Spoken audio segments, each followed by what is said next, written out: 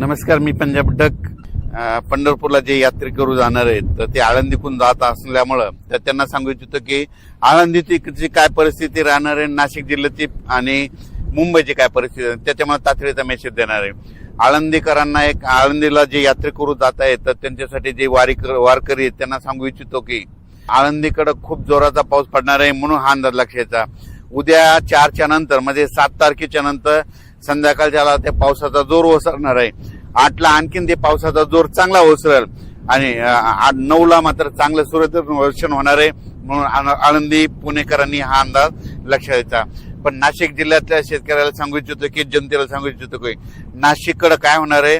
आज मध्यरात्रीच्या नंतर म्हणजे 2च्या नंतर की मध्यरात्रीच्या नंतर नाशिककडं, मुंबईकडं, तिथे जुन्नर, सिन्नर, त्याच्यानंतर आळेफाटा, विघ्नर कारखाना, ओझर गणपती, त्याच्यानंतर श्रीरामपूर, राहता, राहुरी, कोपरगाव, शिर्डी, वैजापूर, गंगापूर आणि त्याच्यानंतर इकडं वरती त्र्यंबकेश्वर, नाशिक आणि नंदुरबार ह्या पट्ट्यामध्ये काय होणार आहे. आज मध्यरात्रीपासून उद्याच्या पर्यंत जवळपास 400 मिलीमीटर पर्यंत पावसाची नोंद होईल, म्हणून हे अंदाज लक्षात यायचा. आणि त्याच्यानंतर 8 तारखेच्या नंतर तिकडला देखील पावसाचा जोर ओसरणार आहे, मुंबईचा देखील 8 तारखेच्या नंतर जोर ओसरणार आहे. पण आणखीन 3 दिवस मात्र मुंबईकडे मात्र 3 दिवस म्हणजे आज 6, 7 आणि 8 तारखेपर्यंत पाऊस राहील. 9 तारखेच्या नंतर मुंबईचा देखील पावसाचा जोर ओसरणार आहे, म्हणून हा अंदाज लक्षात यायचा. आजची मध्यरात्रीपासून ते 8 तारखेपर्यंत जे नदीकाठचे गाव आहेत त्यांनी सतर्क राहावे, कारण की नाशिक जिल्ह्यामध्ये नाशिक, त्र्यंबकेश्वर वरती मालेगाव त्या परिसरामध्ये इकडं इगतपुरीकडं इकडं ओझर गणपती, इकडं विघ्नर कारखाना ते परिसर, जुन्नर, सिन्नर, त्याच्यानंतर इकडं राहता, शिर्डी, कोपरगाव ह्या परिसरामध्ये म्हणजे आज मध्यरात्रीपासून ते उद्यापर्यंत म्हणजे 7 रात्रपर्यंत म्हणजे 2 दिवस आणखीन खूप जोराचा पाऊस पडणार आहे. ओढे नाले वाहतील, नदीला देखील पूर येणार आहे, म्हणून हा अंदाज लक्षात घ्यायचा. आपण आपली काळजी घ्यायची, पाळीव प्राण्याची काळजी घ्यायची, कारण की खास करून हा अंदाज केवळ आळंदी, पुणे, मुंबई आणि नाशिक आणि या शेतकऱ्यासाठी आणि जनतेसाठी मुद्दाम दिलेला आहे. शिर्डी नगर, आयल्यानगर तसंच हे पाऊस. त्याच्यानंतर घाटमाथा परिसरात ते जोरदारच राहणार आहे आणि घाटमाथ्यावरला पाऊस मात्र 9 तारखेच्या नंतर ते सगळा कमी होईल. 8 तारखेपर्यंत घाटमाथ्यावरला जोर राहणार आहे, म्हणून कोल्हापूरकरांनी हे अंदाज लक्षात यायचा. सातारा कड्यानं, महाबळेश्वर त्या जनतेने सगळ्यांनी अंदाज लक्षात यायचा. आपण आपली काळजी घ्यायची. त्या भागात अद्यापही पाऊस आला नाही, ते ह्या 3 दिवसात त्या भागात पाऊस पडेल, पेरणीयोग्य पाऊस पडेल आणि चांगली जमिनीमध्ये ईदभर ओल झाली तर तुम्ही तुमची पेरणी करू शकता.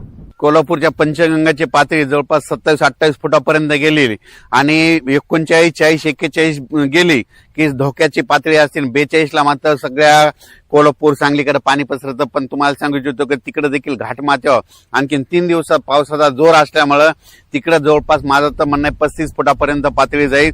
धोक्याच्या बाहेर काही जाणार नाही, कारण की 35-36 फुटापर्यंत पातळी गेल्याच्या नंतर म्हणजे ते पाणी एवढं शिरत नाही शहरामध्ये.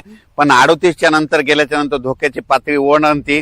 म्हणजे पंचगंगाचं पाणी 38 फुटाच्या वरती गेलं की समजायचं कोल्हापूर जिल्हा, सांगली जिल्ह्यामध्ये शहरात पाणी जायला सुरुवात होते, धोक्याची पातळी ओलांडते आणि 42 फुटाला मात्र सगळीकडे पूर परिस्थिती निर्माण होते. पण काय होणार आहे, आणखीन 2 दिवस तिकडे घाटमाथा परिसर पाऊस पडणार आहे, कोयना धरणात पडणार आहे, त्याच्यामुळे 35-36 पर्यंत पातळी जाऊ शकते. म्हणून त्यांनी नदीकाठच्या लोकांनी पंचगंगाच्या सतर्क करावे. त्याच्यानंतर उजनी धरणासाठी शेतकऱ्यासाठी आनंदाची बातमी. उजनी धरणाकडे जवळपास 7,500 ते 8,000 क्युसेसनं पाणी येत असल्यामुळे उजनी धरणात देखील TMC मध्ये वाढ होणार आहे, म्हणून उजनी धरणातल्या शेतकऱ्यासाठी आनंदाची बातमी. त्याच्यानंतर निळवंडी धरण, भंडार धरण या धरणात देखील पाण्याची साठे वाढत झाले, त्यांची टक्केवारी अजून आलेली नाही, त्याचा व्हिडिओमध्ये उद्या दिला जाईल. त्याच्यानंतर गोदावरी नदीला इकडं पूर आलेला आहे, इकडं पुण्याकडे देखील पूर आलेला आहे, म्हणून नदीकाठच्या लोकांनी सतर्क करावे. मी पहिल्यांदाच म्हणलो होतो ना, नदीकाठच्या लोकांनी आपण आपल्या पाईपलाईनची काळजी घ्यावी.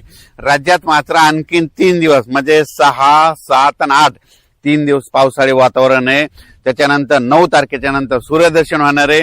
9 तारखे आता 8 तारखेला विदर्भात सूर्यदर्शन होईल, 9ला थोडं मराठवाड्याकडे होईल आणि मुंबईकडे देखील 9ला होईल. म्हणून मुंबईच्या जनतेने आणखीन 2-3 दिवस म्हणजे 6, 7 आणि 8 तारखे 3 दिवस पाऊस राहणार आहे. म्हणून तुम्ही तुमची काळजी घ्यायची, पुणेकरांनी काळजी घ्यायची, नाशिकवाल्यांनी काळजी घ्यायची, कोल्हापूरकडल्या जनतेने देखील काळजी घ्यायची, त्याच्यानंतर सातारा परिसरातल्या शेतकऱ्यांनी देखील काळजी घ्यायची.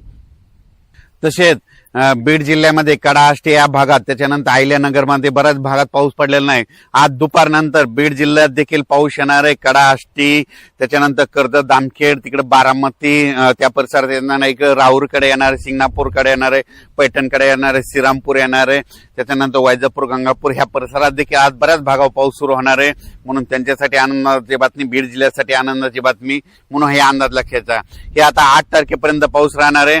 त्याच्यानंतर वातावरण पुन्हा लगेच 14च्या नंतर पुन्हा एकदा राज्यात वातावरण बदलणार आहे.